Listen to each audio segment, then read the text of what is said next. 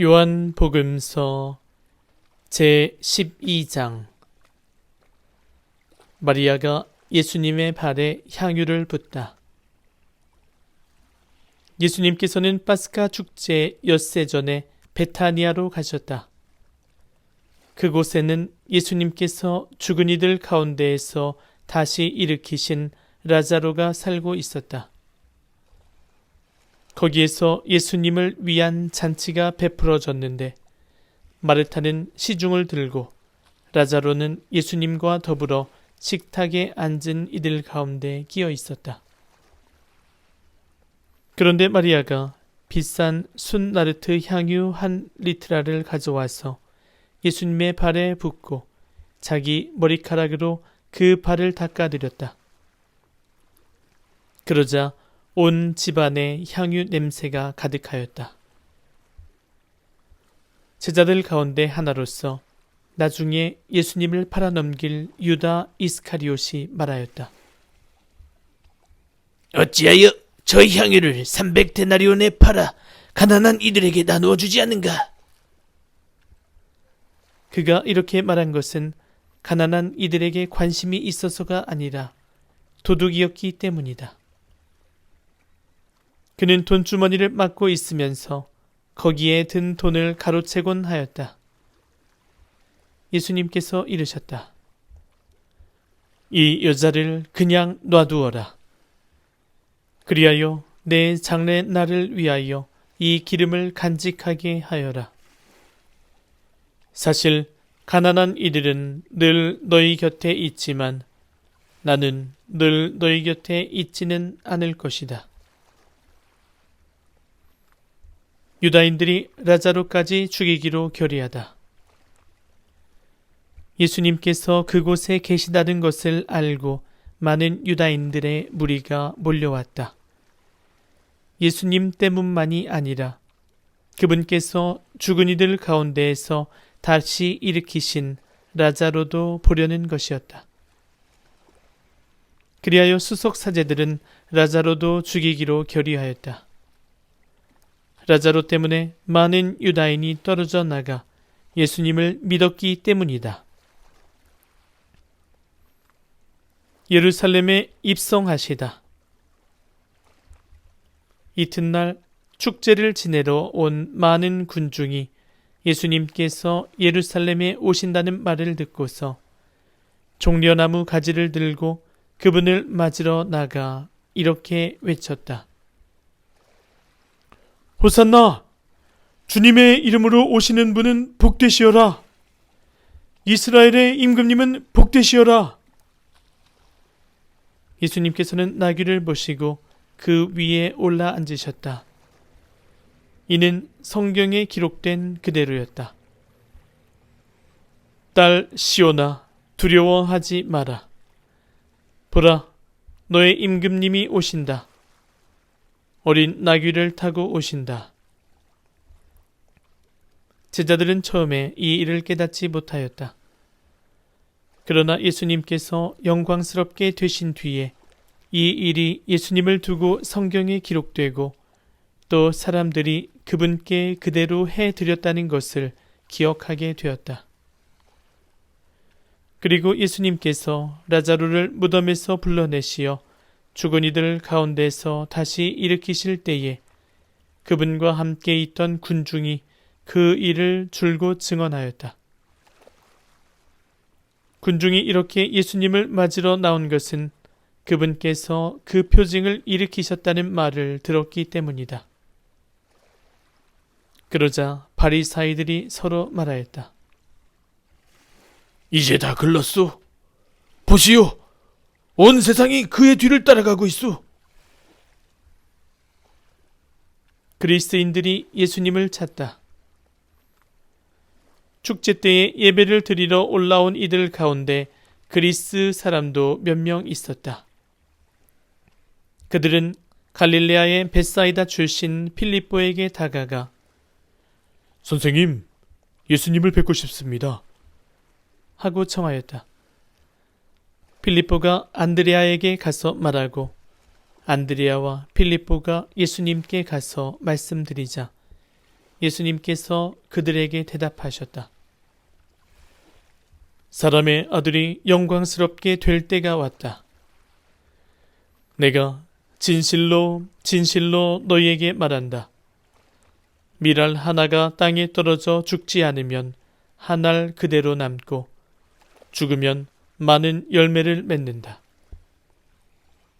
자기 목숨을 사랑하는 사람은 목숨을 잃을 것이고 이 세상에서 자기 목숨을 미워하는 사람은 영원한 생명에 이르도록 목숨을 간직할 것이다.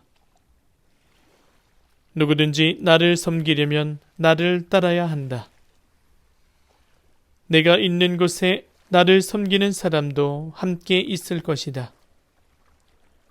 누구든지 나를 섬기면 아버지께서 그를 존중해 주실 것이다. 사람의 아들은 들어 올려져야 한다. 이제 제 마음이 산란합니다. 무슨 말씀을 드려야 합니까? 아버지, 이 때를 벗어나게 해 주십시오 하고 말할까요? 그러나 저는 바로 이 때를 위하여 온 것입니다. 아버지, 아버지의 이름을 영광스럽게 하십시오. 그러자 하늘에서 나는 이미 그것을 영광스럽게 하였고 또다시 영광스럽게 하겠다는 소리가 들려왔다. 그곳에 서 있다가 이 소리를 들은 군중은 천둥이 울렸다고 하였다. 그러나 천사가 저분에게 말하였다 하는 이들도 있었다. 예수님께서 이르셨다. 그 소리는 내가 아니라 너희를 위하여 내린 것이다. 이제 이 세상은 심판을 받는다. 이제 이 세상의 우두머리가 밖으로 쫓겨날 것이다. 나는 땅에서 들어 올려지면 모든 사람을 나에게 이끌어 드릴 것이다.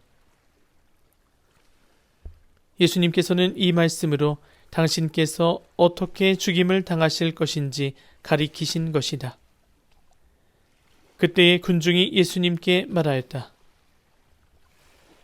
우리는 율법에서 메시아는 영원히 사실 것이라고 들었는데 어떻게 선생님은 사람의 아들이 들어 올려져야 한다고 말씀하십니까? 그 사람의 아들이 누구입니까? 그러자 예수님께서 그들에게 이르셨다. 빛이 너희 가운데 있는 것도 잠시뿐이다. 빛이 너희 곁에 있는 동안에 걸어가거라. 그래서 어둠이 너희를 덮치지 못하게 하여라. 어둠 속을 걸어가는 사람은 자기가 어디로 가는지 모른다. 빛이 너희 곁에 있는 동안에 그 빛을 믿어 빛의 자녀가 되어라. 예수님께서는 이렇게 말씀하시고 나서 그들을 떠나 몸을 숨기셨다. 유다인들의 불신. 예수님께서는 그들 앞에서 그토록 많은 표징을 일으키셨지만 그들은 그분을 믿지 않았다. 이는 이사야 예언자가 한 말이 이루어지려고 그리 된 것이다. 주님, 저희가 전한 말을 누가 믿었습니까? 주님의 권능이 누구에게 드러났습니까? 그들이 믿을 수 없었던 까닭을 이사야는 또 이렇게 말하였다.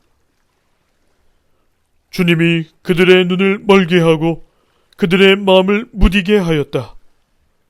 이는 그들이 눈으로 보고 마음으로 깨닫고서는 돌아와 내가 그들을 고쳐주는 일이 없게 하려는 것이다. 이사야가 이렇게 말한 것은 그가 예수님의 영광을 보았기 때문이다. 그는 그분에 관하여 이야기한 것이다. 사실 지도자들 가운데에서도 많은 사람이 예수님을 믿었지만 바리사이들 때문에 회당에서 내쫓길까 두려워 그것을 고백하지 못하였다. 그들이 하느님에게서 받는 영광보다 사람에게서 받는 영광을 더 사랑하였기 때문이다. 예수님의 말씀과 심판. 예수님께서 큰 소리로 말씀하셨다. 나를 믿는 사람은 나를 믿는 것이 아니라 나를 보내신 분을 믿는 것이다. 그리고 나를 보는 사람은 나를 보내신 분을 보는 것이다. 나는 빛으로서 이 세상에 왔다. 나를 믿는 사람은 누구나 어둠 속에 머무르지 않게 하려는 것이다. 누가 내 말을 듣고 그것을 지키지 않는다 하여도 나는 그를 심판하지 않는다. 나는 세상을 심판하러 온 것이 아니라 세상을 구원하러 왔기 때문이다. 나를 물리치고 내 말을 받아들이지 않는 자를 심판하는 것이 따로 있다. 내가 한 바로 그 말이 마지막 날에 그를 심판할 것이다. 내가 스스로 말하지 않고 나를 보내신 아버지께서 무엇을 말하고 무엇을 이야기할 것인지 친히 나에게 명령하셨기 때문이다. 나는 그분의 명령이 영원한 생명임을 안다. 그래서 내가 하는 말은 아버지께서 나에게 말씀하신 그대로 하는 말이다.